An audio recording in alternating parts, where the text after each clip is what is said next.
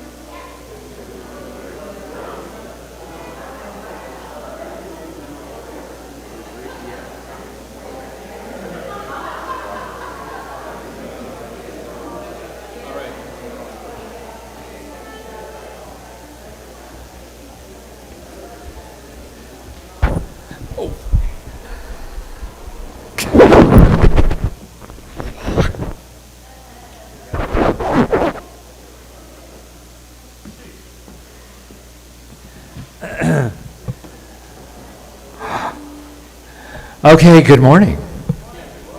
Oh, good morning. Hey, haven't seen this face in a while. Good morning, Althea. That's what I want to hear. Welcome. My name is Rick Kitzman. I'll be your host for today. And to our beloved and blessed Althea community, today we hope is the dawning of a new era. We shall see. We shall see what we shall see. And as you know, I always like to look up today's, what do you call them? National holidays.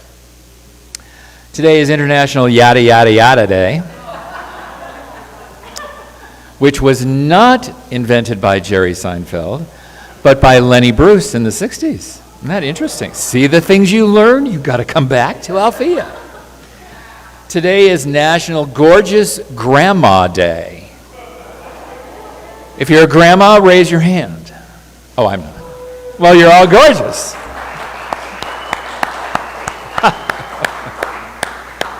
So welcome to Althea. We are also on Facebook. So welcome to all of you out there in Facebook land. And we want to make sure you feel as much of a part of this community as possible. We thank you for your presence, and to those of you who may in some future date watch this recording. So welcome to everyone.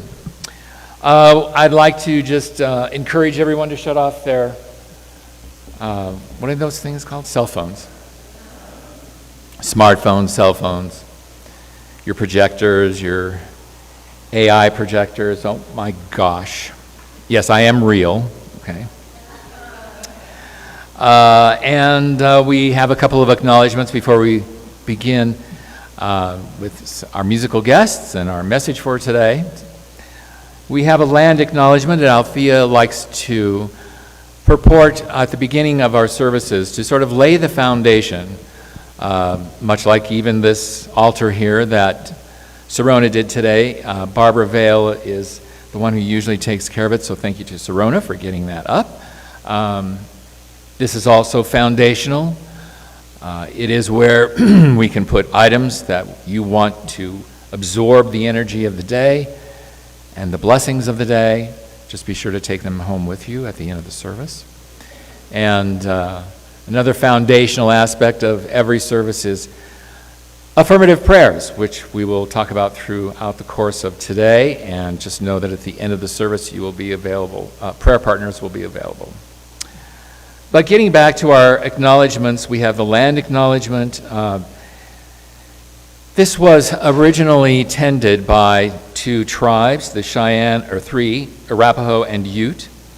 And it's important for us to acknowledge their their stewardship of this land, because we are the future stewards. We are the present stewards, obviously, have been for the past 100+ years, and hopefully we will be stewards of this land and this beautiful edifice for the next 100 years. So their legacy matters because this was their sacred ground. It has made all that much more holy for Althea because of it, and to ensure that this land acknowledgement is more than a statement only, Althea looks for opportunities to be impactful partners and allies for indigenous communities. Our building is home to 2 nonprofit organizations, Spirit of the Sun and Sisters of Color United in Education, whose work through activism, programming, and education is very impactful. We are also a community of diverse spiritual seekers. We are growing in diversity, and we want to continue that growth to diversify those who walk through these sacred doors. That's race, gender, sexual orientation, age, ethnicity, backgrounds, physical abilities. We're evolving in consciousness, and we embrace oneness and unity. We're ever more aware of the past and present biases and atrocities. We know that when we get any kind of information from this world outside these doors, those atrocities are going on every second of every day. And it is up to us to take what we gather from here out into that world for the better, and to know that there are other ways of love and living with each other. So we're never more aware of those atrocities and are committed to being an open and safe place for seekers to further their journey, our journey, on the spiritual path towards awakening the spirit of oneness within all of us. That is the truth. So there. All right. We have an opening prayer next. Connie? There you are. So good morning.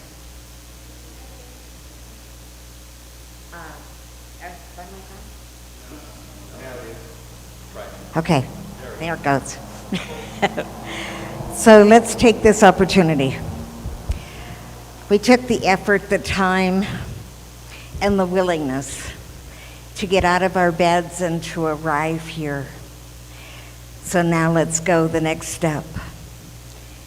If closing your eyes feels comfortable, then join me as we just close our eyes and take that step within.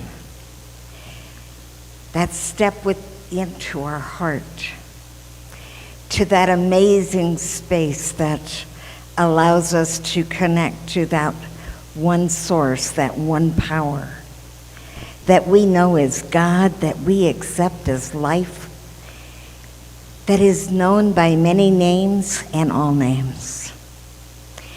For it is in that space, in that awareness, that we are in balance and in harmony with life. And so it is here that we place our desires, knowing that all that takes place here at Althea unfolds in divine design, that there is this power of love, of hope, of wonder, and that this power guides each one of us as we embrace the newness and of the going forwardness of life. For change is a powerful event that allows us each to become that which we came here to be. And so as we say thank you for this time, thank you for this place, thank you for this opportunity to have our voices heard and to just be present with each other. We say thank you, God. We move forward knowing that this service, this time, has already ignited the power within us so that we may accept and know the love that is all available. And so we release, we let go, we know it is so, and so it is. Amen. Thank you, Connie. Connecting with heart. And before we have our wonderful reading by wonderful Judith, there is a question that I need to ask, and it is a crucial question. It really gets to the core of Althea. Are there any first-timers here today? We have one. Welcome. Two.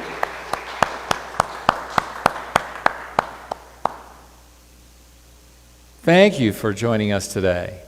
And the flower is to, first of all, welcome you, of course, and let other people know that this is your first time, and they can accost you and ask embarrassing questions, and hopefully just make you feel welcome. It also entitles you to a free lunch.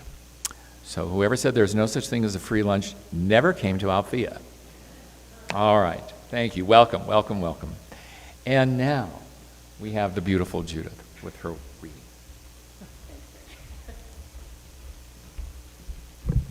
Hello. Please stand and join me in saying the statement of being, which is in your bulletin.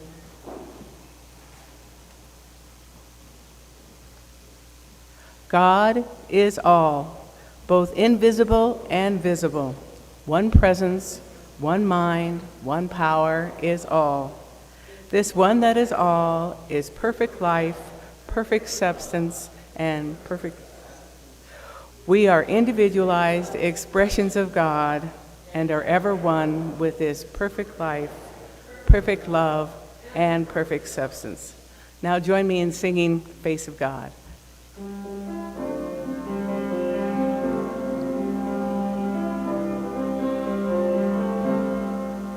You are the face of God. I hold you in my heart. You are a part of me. You are the face of God. You are the face of love. I hold you in my heart. You are my family.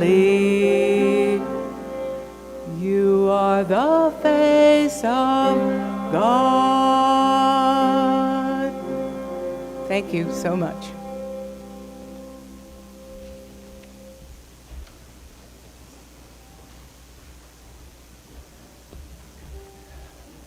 All right, thank you, Judith. So,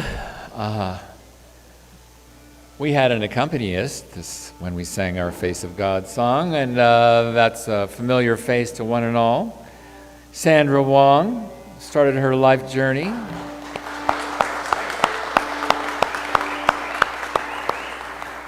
in upstate New York, displaying a deep love of music as a youngster. And she began studying the violin at the age of 7. I was probably still watching Mickey Mouse. But I did have the guitar, and I did a pretty mean, what was that Elvis Presley song? Hound Dog, in my red suede shoes. Since then, her focus has shifted from being an isolated, striving for technical perfection, to a focus on connecting with other people and cultures through music. She opens that door with Irish old-time bluegrass music, her folk music. Journey has moved her into the current livelihood of teaching, performing, recording, and collaborating with other musicians. And she discovered in 1999, a Swedish folk instrument, the nyckelharpa. Love that. It's a beautiful, beautiful instrument. 16 strings, keyed instrument, played with a bow, and it's an integral part of her musical expression. She's a familiar face, always welcome. Please give her a round of applause, Sandra Wong. Thank you so much. And the pups would like to say hello. They miss you all very much, but they are at home sitting happily in front of the evaporative cooler. It is warm. So I'm going to just start with a medley of Irish tunes that is a little bit like waking up on a Sunday morning, and then you get some coffee, and you wake up a little bit more. You'll see. So Inisheer, Mouse in the Mug, and Julia Delaney's.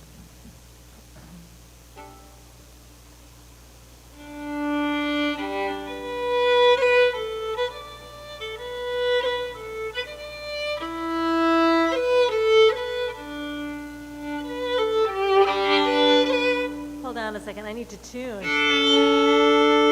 I did tune when I got here, but the change in the temperature, humidity.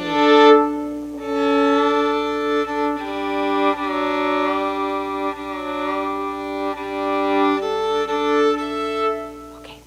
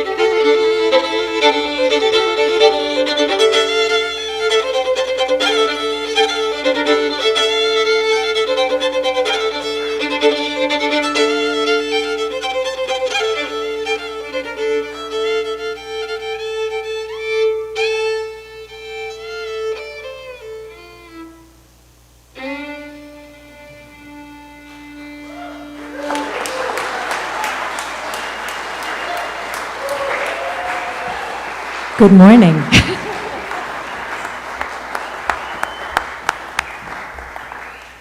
Well, that ought to wake you up. Wonderful, always. Thank you, Sandra. Our featured speaker today is Christine Renee Monks, and she is a religious science practitioner and ministerial student. Since her transition from male to female in 2017, she has found her voice in choral singing and trance advocacy. She currently sings with the Denver Women's Chorus and the Sage Singers. She serves on the DEI Committee for Centers for Spiritual Living. She's given numerous Trans 101 talks to groups interested in supporting the trans community. Her noble purpose is to share her lifelong gender dysphoria authentically and vulnerably. She hopes that this promotes compassion and understanding between the cisgender and transgender communities. Please welcome Christine Renee Monks.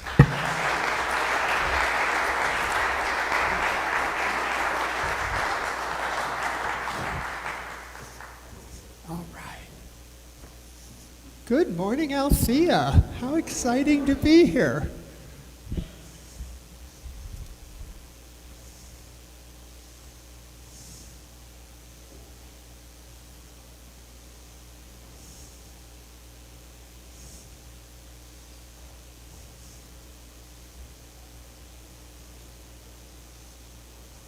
It is so nice to see so many friendly and familiar faces.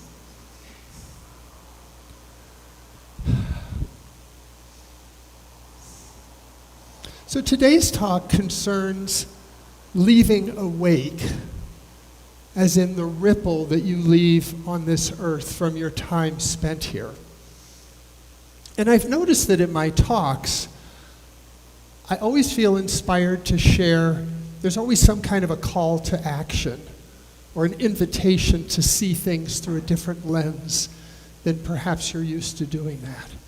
And I think this is good because it allows us to step up and step out, potentially, of our comfort zone as we're going. So during my last talk, we discussed the idea that my world and your world and the world are three completely separate worlds, even though most of us walk through our lives thinking they're all one and the same.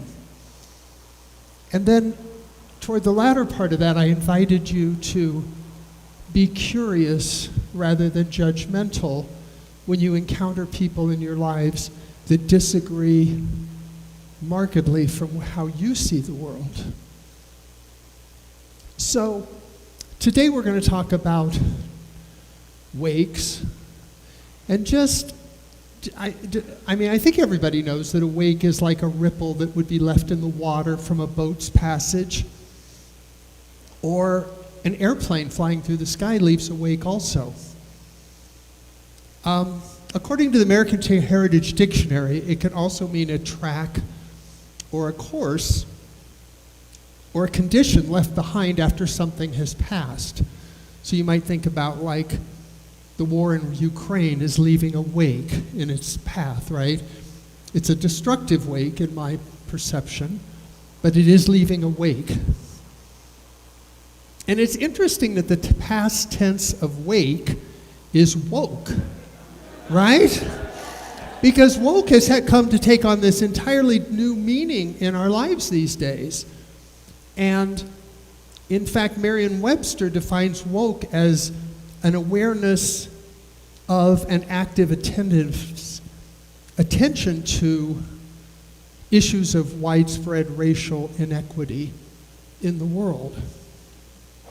And it began as African American English, but now it's become part of the U.S. slang. And although that would be a really interesting talk too, I don't think I'll do that one today. I'll wait till I get invited back to do that one. So wakes are a common phenomena. A boat's wake can be beautiful if you just look at it. I told Jason I'm trusting that the slides are going to just change on their own when I push the button and not look back each time. So the wake can be beautiful, but it can also be dangerous or destructive. I'm a pilot. I think I may have shared that in one of the earlier talks with you. And an airplane leaves a wake. And I love this slide because it shows both the beauty and the violence of a wake. This is a landing airplane, because landing airplanes leave way different wakes than taking off. So I appreciate the wingtip vortices, which are the things you see going off the end of the wingtips, and you can also see the wake left by the vertical stabilizer, which most people just call a tail fin.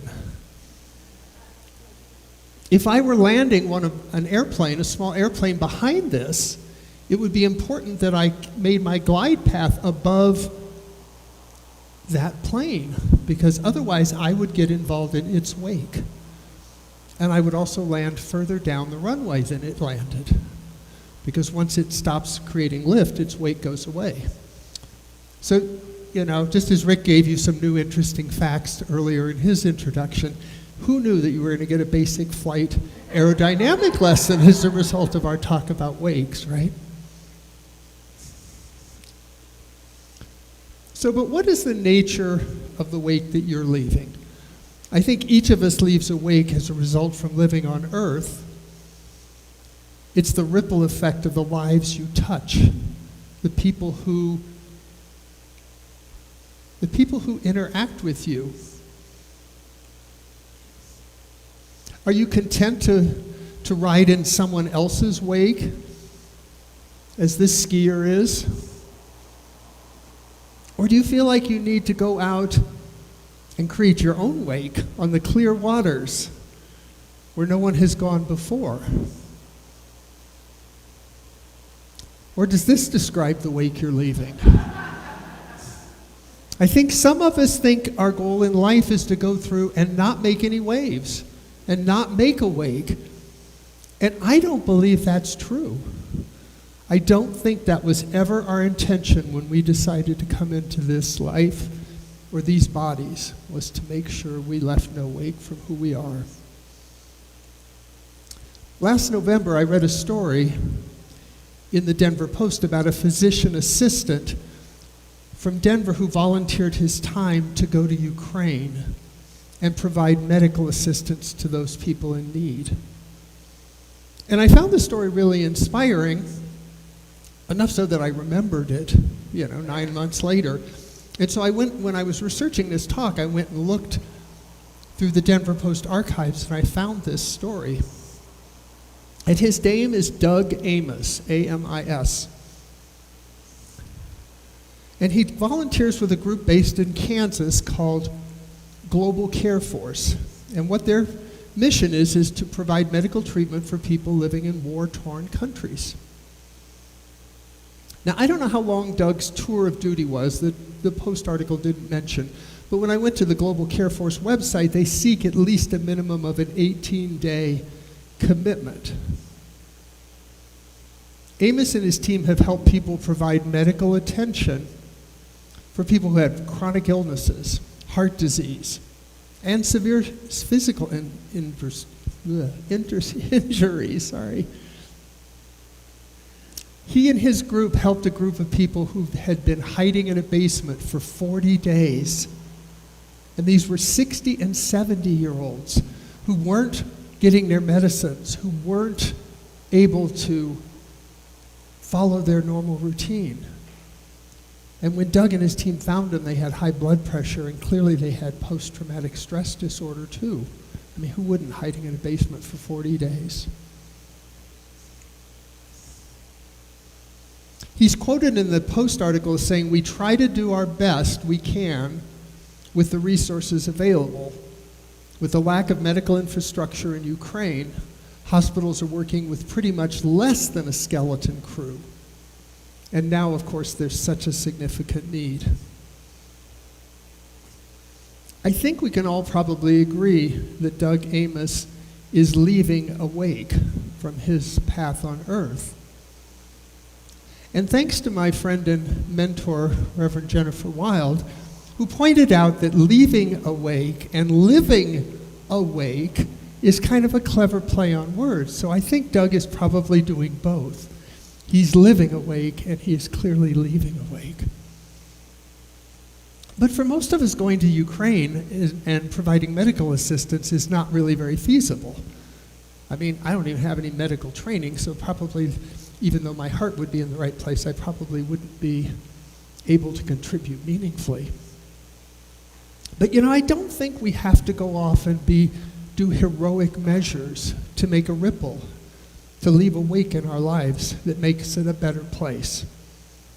I think we can do things that are far more humbler and still make a significant difference. So this next part is like Christine's true confession. So it's you may laugh at this, but I clean up dog poop in my neighborhood as a spiritual practice. And it sounds silly, but it's a humble thing to do. I mean, Jesus washed his disciples' feet to show that he was humble, and I cleaned up after my neighbor's pets. And it's not the most pleasant thing I do, but I try to walk 30 minutes every night, and I do this to be healthy. I do this so that when I get my annual physical checkups, my primary care physician won't be giving me grief about not exercising and telling me what a woman my age should be doing if she wants to stay healthy. And then I also do it so I can close the exercise ring on my Apple Watch, okay? So that's really shallow, and I completely own that. But it actually is true. More nights than not, I think, oh, you've only got 8 minutes of exercise, you need to go take a walk around the park. And so when I used to walk around the park, I'd encounter quite a lot of this dog poop. And it used to make me mad, because I have this judgment that people should clean up after their own dogs, right? I don't have a dog, I have a cat, and my cat doesn't agree to go walking with me.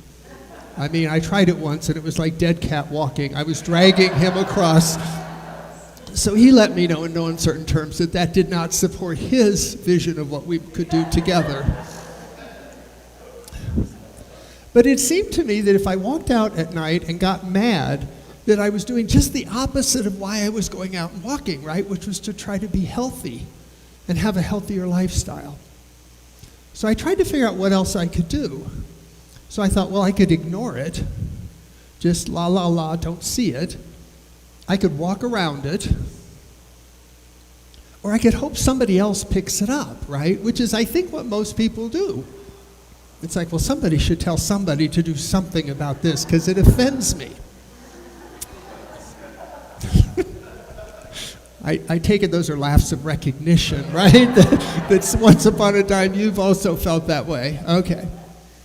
So what I decided to do was just pick it up. I decided that that was my path of least resistance.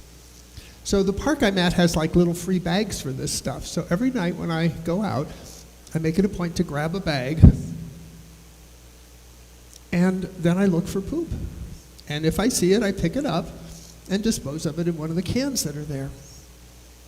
Some nights I find a lot of it, and some nights I don't find any at all. I've even enrolled my 2-year-old granddaughter in this effort, okay? So when I watch her, she wants her own poop bag, and she's just thrilled with the word poop. So we hear that a lot in our life anyway.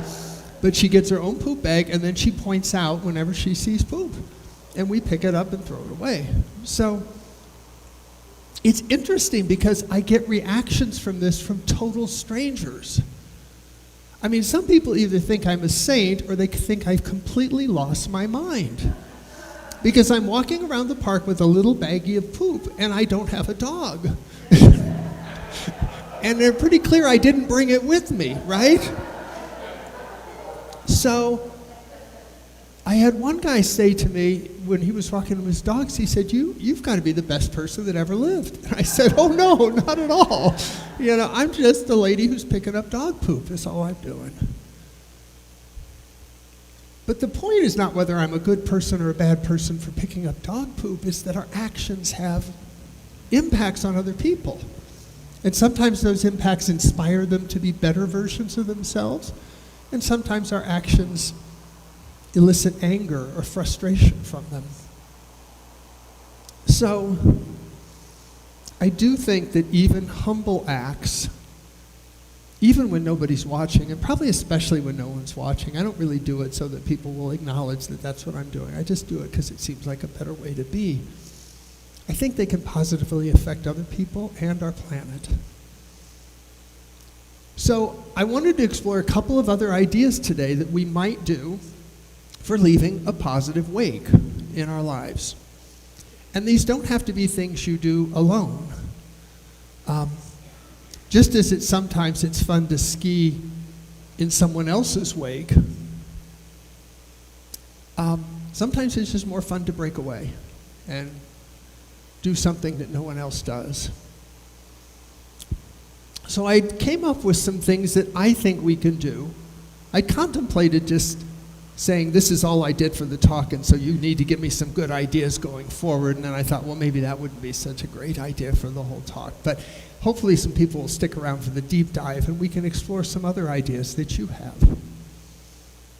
But let's talk about some other things I think we could do. And some of these I do already, and some of them I think I ought to do, but I haven't really quite gotten around to doing them yet. So that's, So are we willing to explore this? Does this seem like it might be a fun place to go?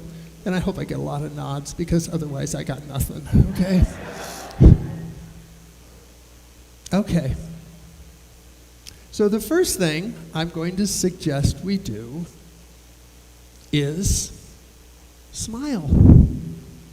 It's so simple. And when you smile, people tend to smile back. It's like the most rewarding thing you could do. I smile a lot.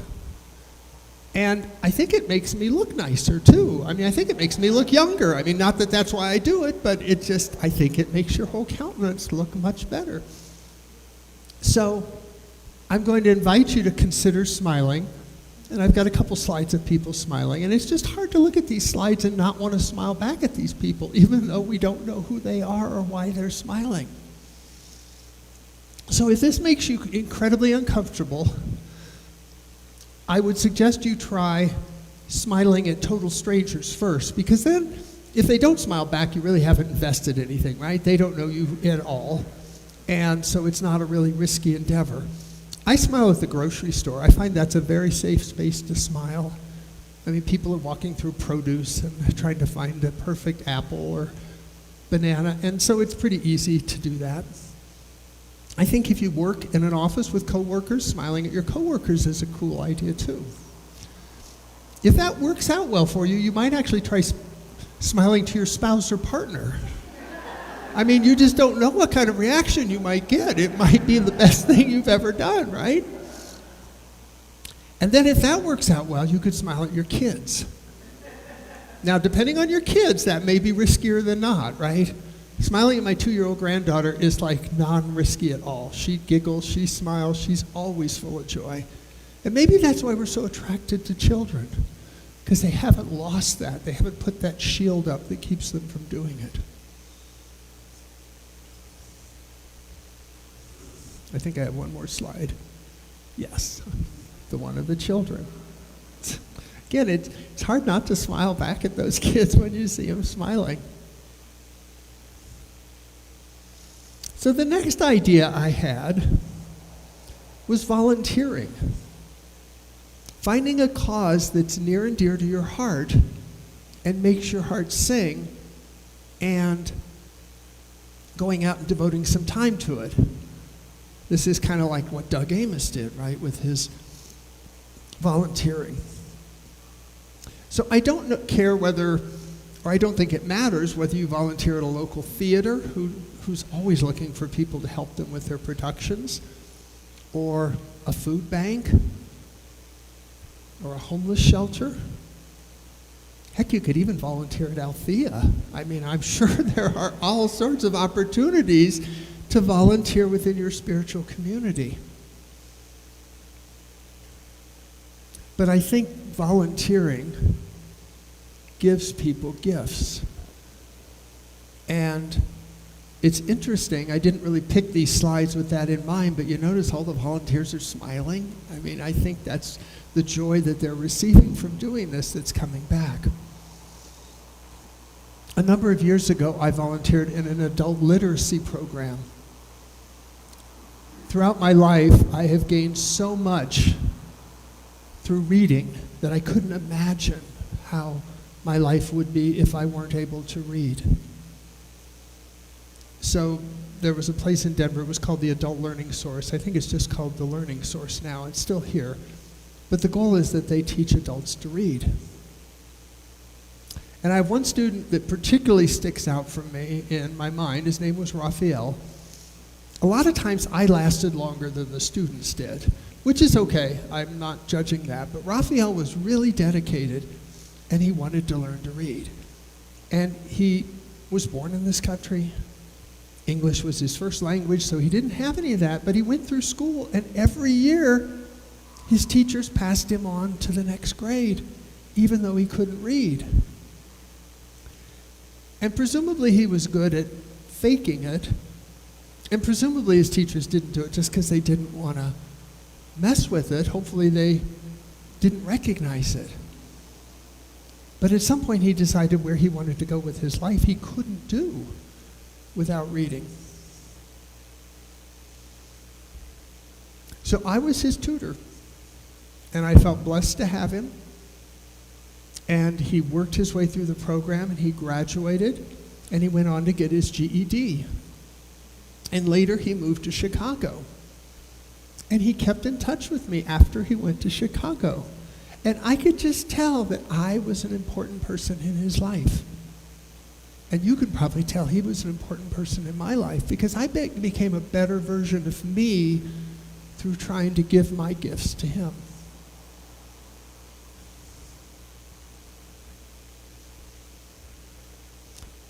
My next idea is to speak your truth. It seems so rare nowadays that people speak their truth. I mean, they may yell something, right? There's a lot of yelling going on, but I think speaking your truth with integrity and compassion requires a really different skill set than yelling your truth at people. Don't speak your truth to make another person wrong. Don't speak your truth because you want to be right. Speak your truth because that's who you are. That's what you came to be.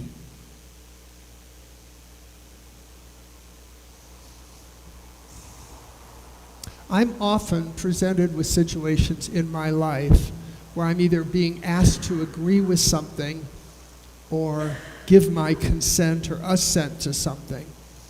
And sometimes it seems off to me. It seems like it's not right. And so then I always have this dilemma. Do I say something? And it's not always easy for me to say something. I was talking to a friend yesterday, and I said, I have this thing from my childhood where I don't want to be a bother. And I had this belief in when I was young that I was a bother. And so that comes up in the back of my mind. And so I think if I'm going to say something, am I going to be a bother? Or am I coming from a loving place?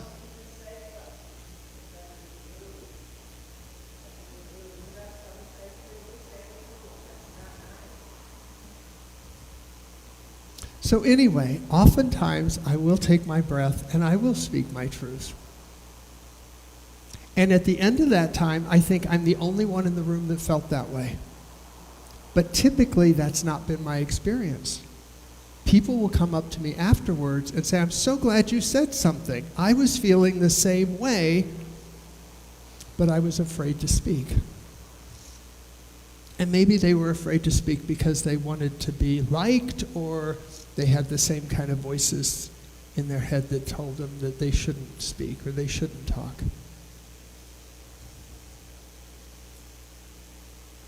But they appreciate me finding my voice. So I invite you and encourage you to find your voice. Speak your truth. Again, not out of anger or anything with an energy around it, but just speak your truth.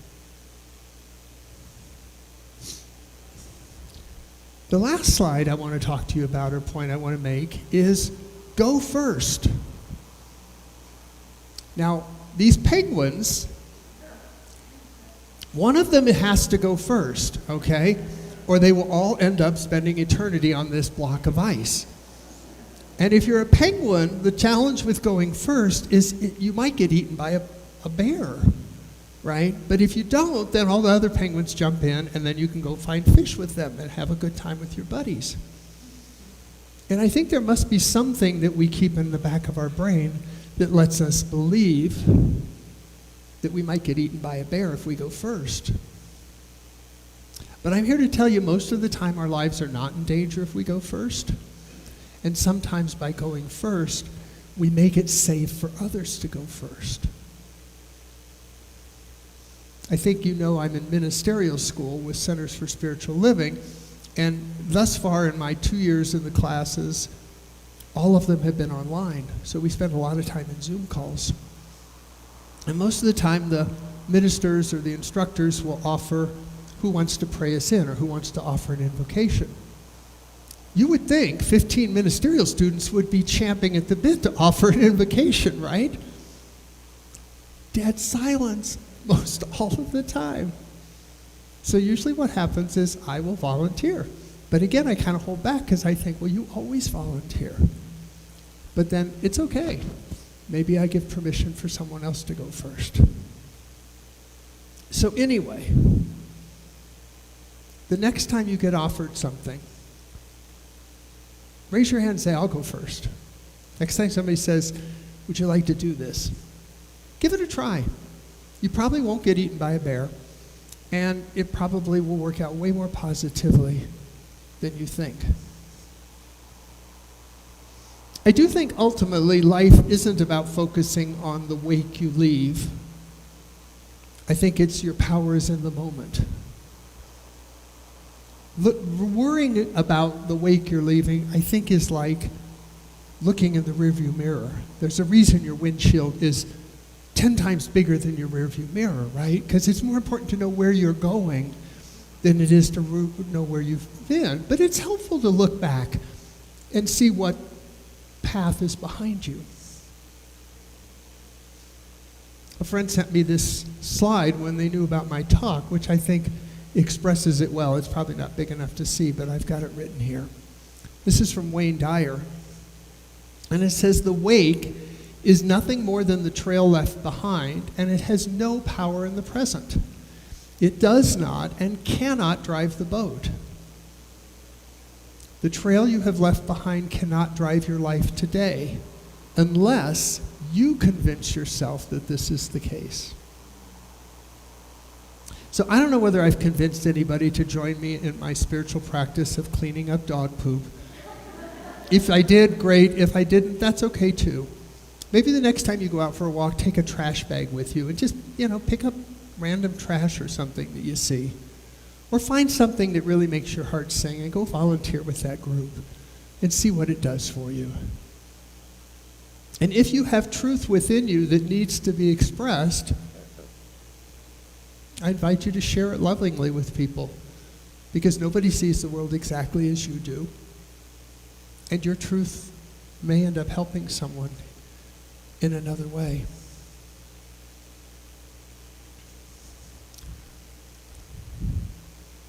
This is a popular philosophy and saying if you go backpacking in wilderness areas or something like that. It always encourages us to leave no trace from our having been there. But I actually think there's a better way to do it. I think rather than leaving no trace, we should leave the world better than we found it, not leave it as you found it. So, thank you.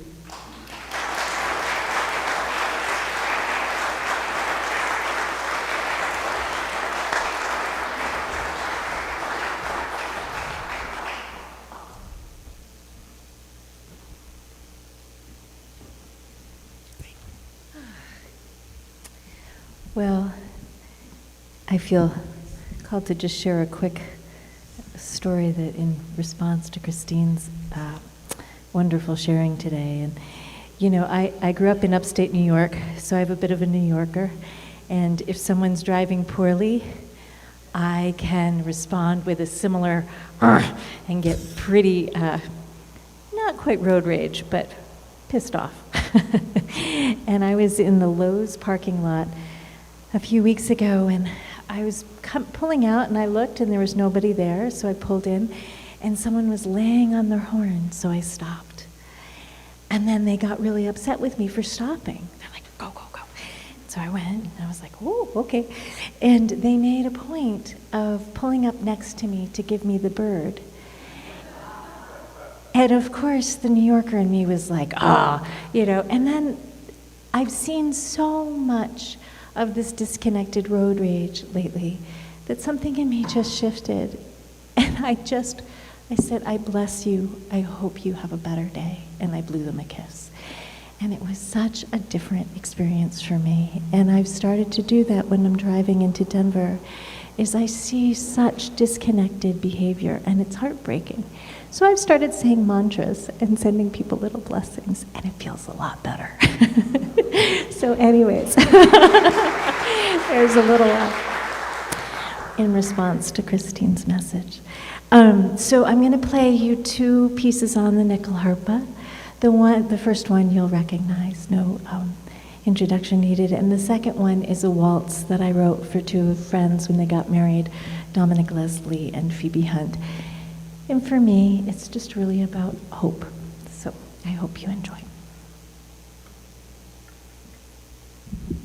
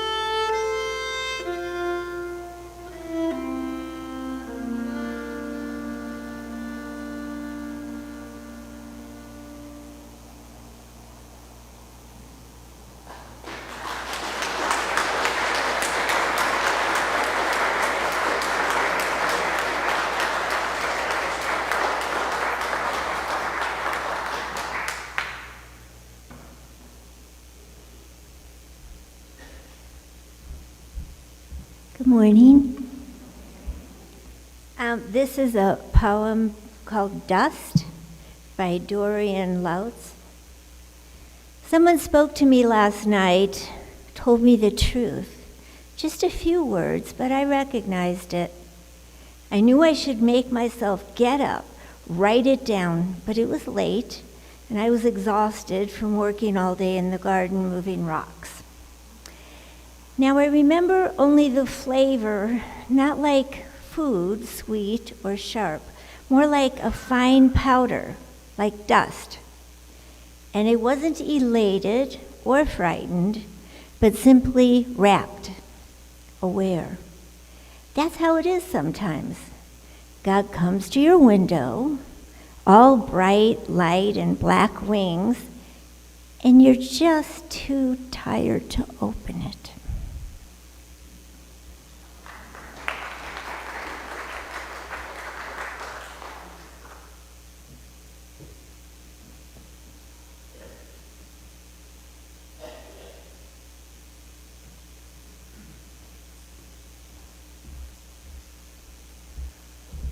Thank you, Catherine. That was beautiful. And speaking of beautiful, in our beautiful facility, we need some shekels, some rupees, and dollars to keep it going. So now's the time to open your hearts and your pocketbooks. And ushers, if you will please pass around the baskets. And this is one way to give here today at our service, or you can become an Evergreen member. You can also use the dip jar in the back. I think it's working today. It is? Yes? Wonderful. I think you have to dip it 10 times. I'm not sure, but I think so. Okay. Check it out. Try it out yourself. Give from your heart, as always.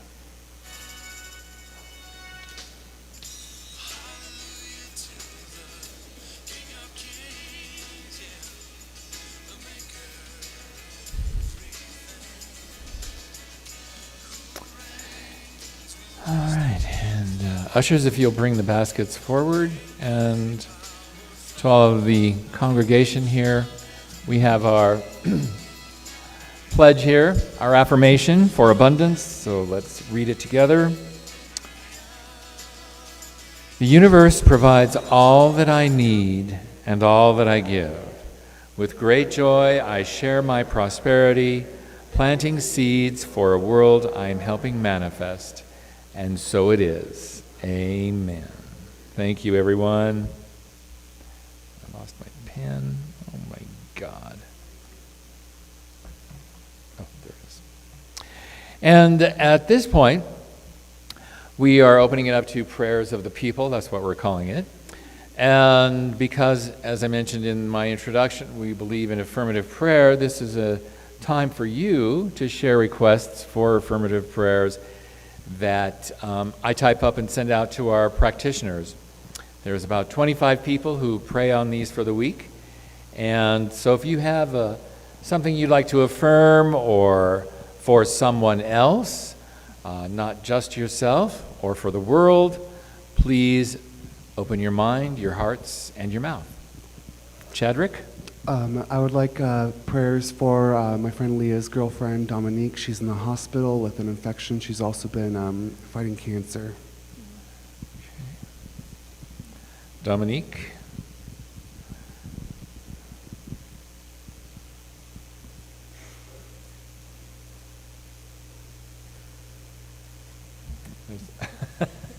That way, that way, that way. Good morning. I'd like prayers for my friend Sue, who's decided to quit her chemo and is experiencing a lot of physical pain as that leaves her body. So I'd just like to lift her up. You like what? Lift her. Anyone else?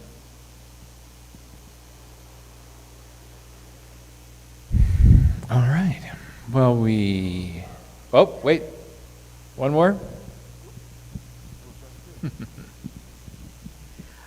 Could I get prayer for my friend Cindy as she transitions to her afterlife, her to the next step. And what is your name? Her name is No, your Cindy name? Romell, How do you spell that? Romelle. And my last name is Reeves with a V. Thank you, Ronell. For Cindy, okay. All right. Well, let's just close our eyes and let's just briefly take this energy surrounding these people and these prayer requests and just know that as we send it out into the universal mind, we know that healing and revealing is already begun. And with hearts filled with gratitude, we say together, and so it is. All right. It is time for announcements. Luis is going to do them.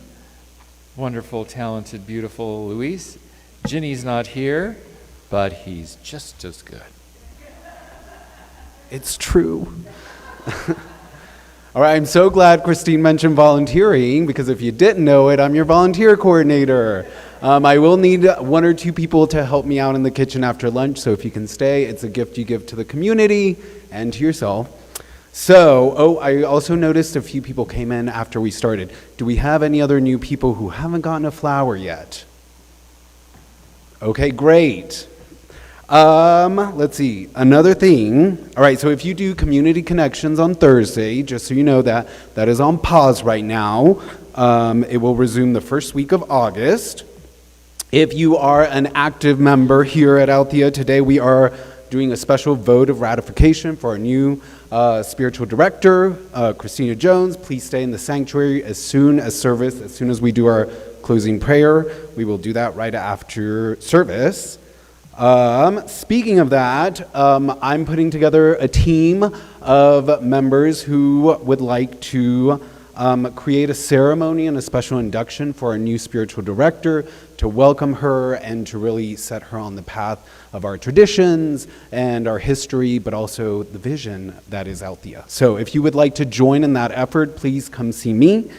And at 12:30 today, we also have a gong bath. So if you want to stay here, that will also be in here. It's $20 if you do it on the website, or $25 if you're, jumping in today.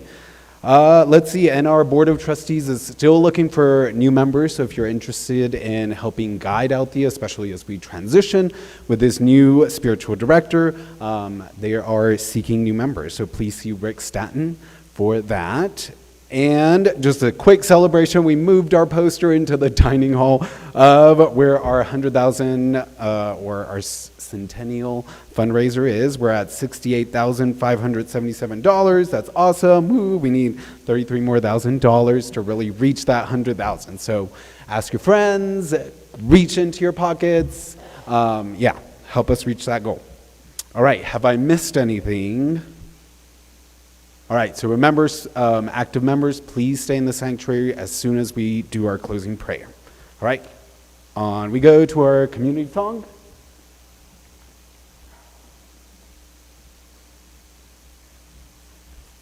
Good morning.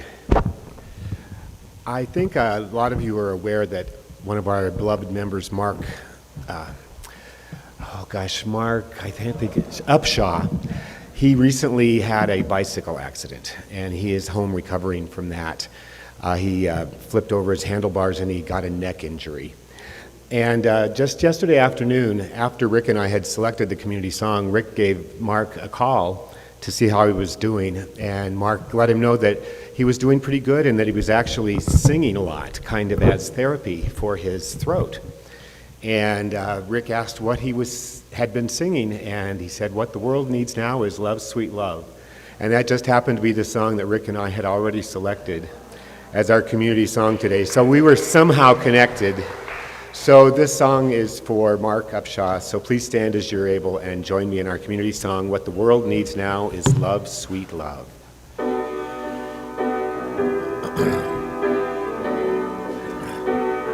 What the world needs now is love, sweet love. It's the only thing that there's just too little of. What the world needs now is love, sweet love. No, not just for some, but for everyone. Lord, we don't need another mountain. There are mountains and hillsides enough to climb. There are oceans and rivers enough to cross, enough to last till the end of time. What the world needs now is love, sweet love. It's the only thing that there's just too little of. What the world needs now is love, sweet love. No, not just for some, but for everyone. Lord, we don't need another meadow. There are cornfields and wheat fields enough to grow. There are sunbeams and moonbeams enough to shine. Oh, listen, Lord, if you want to know what the world needs now is love, sweet love. It's the only thing that there's just too little of. What the world needs now is love, sweet love. No, not just for some, but for everyone. No, not just for some, oh, but just for everyone.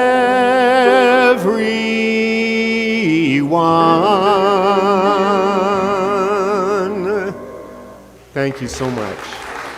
And now Bob's going to send us off.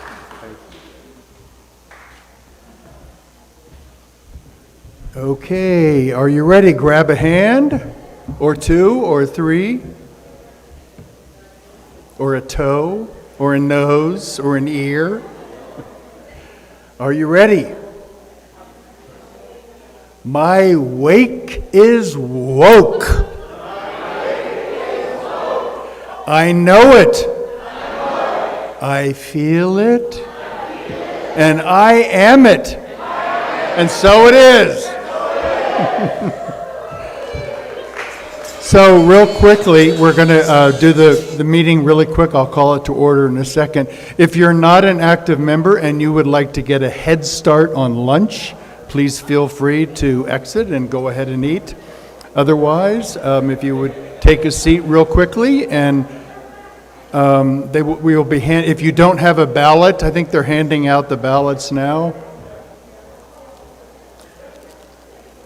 So the first thing I would like to do is to call the meeting to order. The meeting is now at order.